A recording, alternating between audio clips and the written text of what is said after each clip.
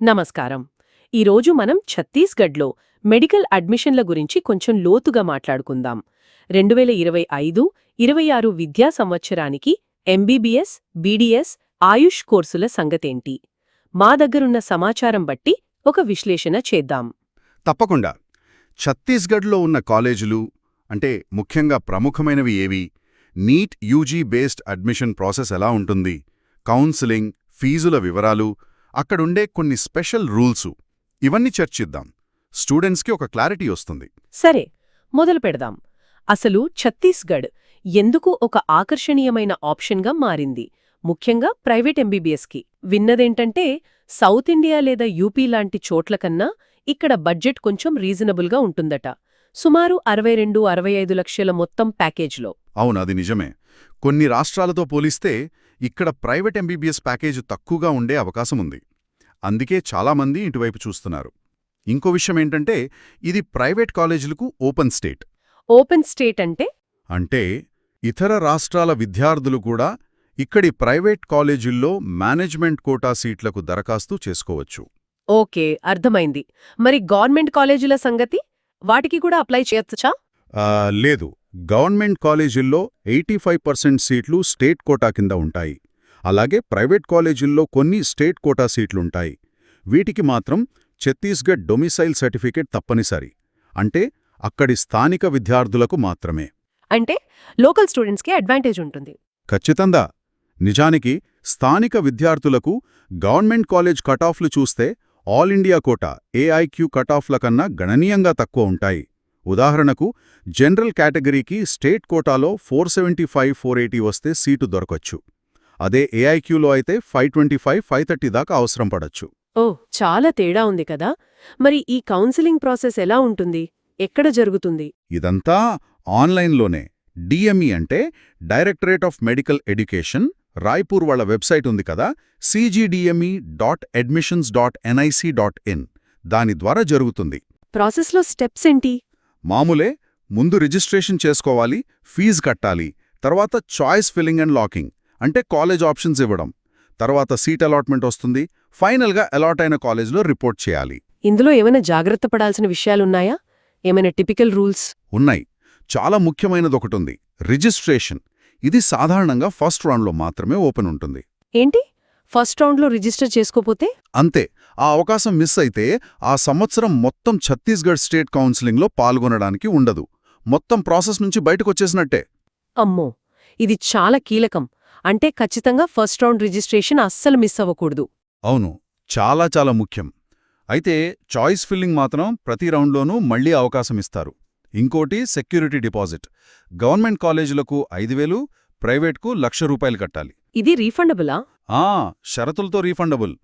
కానీ second round లేదా ఆ తర్వాత రౌండులలో సీటు అలాట్ అయ్యి మీరు చేరకపోతే మాత్రం ఆ డిపాజిట్ పోతుంది, జప్తు చేస్తారు. Okay, clear. ఇప్పుడు కాలేజీల విషయానికొద్దాం. ఎంబీబీఎస్కి ఎన్ని కాలేజీలున్నాయి, ప్రభుత్వ, ప్రైవేట్? ఎంబీబీఎస్కి ఛత్తీస్గఢ్లో 10 ప్రభుత్వ మెడికల్ కాలేజీలున్నాయి. పీటీజేఎన్ఎం రాయ్పూర్, సిఐఎంఎస్ బిలాస్పూర్ ఇవి బాగా పేరున్నవి. అలాగే 5 ప్రైవేట్ మెడికల్ కాలేజీలున్నాయి. ఆర్ఐఎంఎస్ రాయ్పూర్, శంకరాచార్య భిలాయ్ లాంటివి. మొత్తం సీట్లు సుమారుగా? అన్నీ కలిపి సుమారు 1915 నుంచి 2160 మధ్య ఉండొచ్చు. గవర్నమెంట్ కాలేజీలో ఫీజులు చాలా తక్కువ, ఏడాదికి 40-50 వేల లోపే. మరి ప్రైవేట్ సంగతి? ఇందాక ప్యాకేజ్ 62-65 లక్షలు అన్నారు కదా, ఫీజ్ బ్రేకప్ ఎలా ఉంటుంది? ప్రైవేట్ ఫీజులు నిజంగా ఎక్కువే. బేస్ ట్యూషన్ ఫీజే ఏడాదికి 7.5 లక్షల నుంచి 8 లక్షల దాకా ఉంటుంది. ఇది కాకుండా హాస్టల్, మెస్, లైబ్రరీ, ఎగ్జామ్ ఫీజులు, ఇతరత్ర ఖర్చులు చాలా ఉంటాయి.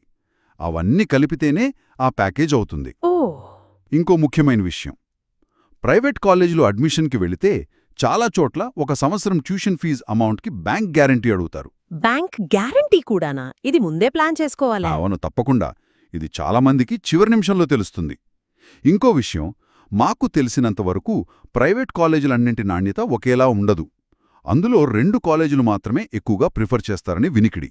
సరే, ఇది ఎంబీబీఎస్ గురించి. మరి బీడీఎస్, డెంటల్ కోర్సుల పరిస్థితేంటి?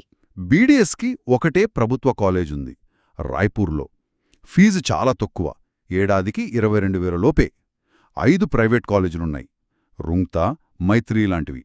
వాటిల్లో ఫీజు ఏడాదికి 2.5 నుంచి 2.8 లక్షల వరకు ఉంటుంది. మొత్తం సీట్లు ఒక 600 దాకా ఉంటాయి. ఇక ఆయుష్ కోర్సులు బిఏఎంఎస్, బిహెచ్ఎంఎస్, బియుఎంఎస్, బిఎన్వైఎస్ వీటికెలా? నీట్ తప్పనిసరా? అవును, వీటన్నిటికీ నీట్ యూజీ స్కోర్ తప్పనిసరి. ఆల్ ఇండియా కోటాకి ఏఏసీసీ ద్వారా, స్టేట్ కోటాకి బహుశా రాష్ట్ర ఆయుష్ విభాగం ద్వారా కౌన్సిలింగ్ జరుగుతుంది. బిఏఎంఎస్కి ప్రభుత్వ కాలేజీలున్నాయా? ఉన్నాయి. రాయ్పూర్, బిలాస్పూర్లో గవర్నమెంట్ బిఎంఎస్ కాలేజీలున్నాయి. ప్రైవేట్ కూడా ఉన్నాయి, రాజీవ్ లోచన్ లాంటివి. వాటి ఫీజు ఏడాదికి 1,28,000 దాకా ఉంటుంది. కొత్తగా రాయ్గఢ్లో కూడా 100 సీట్లతో ఒక గవర్నమెంట్ ఆయుర్వేద కాలేజ్ స్టార్ట్ అయింది. ఓకే, మరి మిగతావి బిహెచ్ఎంఎస్, బియుఎంఎస్, బిఎన్వైఎస్? బిహెచ్ఎంఎస్కి గవర్నమెంట్ కాలేజీలు లేవు, అన్నీ ప్రైవేటే. ఫీజు 63,000–66,000 మధ్య ఉంటుంది. బియుఎంఎస్ కూడా అంతే, ఒకటే ప్రైవేట్ కాలేజ్ ఉంది, మొహ్సిన్ మిలత్, ఫీజు 67,000 వరకు. బిఎన్వైఎస్ కూడా ప్రైవేట్ మాత్రమే, శ్రీ లబ్ధి విక్రమ్ అని, ఫీజు 62,000 వరకు ఉంటుంది. ఈ కౌన్సిలింగ్ షెడ్యూలు, కటాఫ్లు 2025కి ఎలా ఉండొచ్చు? ఏమైనా అంచనాలున్నాయా? మొదట్లో స్టార్ట్ అవ్వచ్చు. ఆగస్ట్ 8 కల్లా ఫలితాలు రావచ్చు.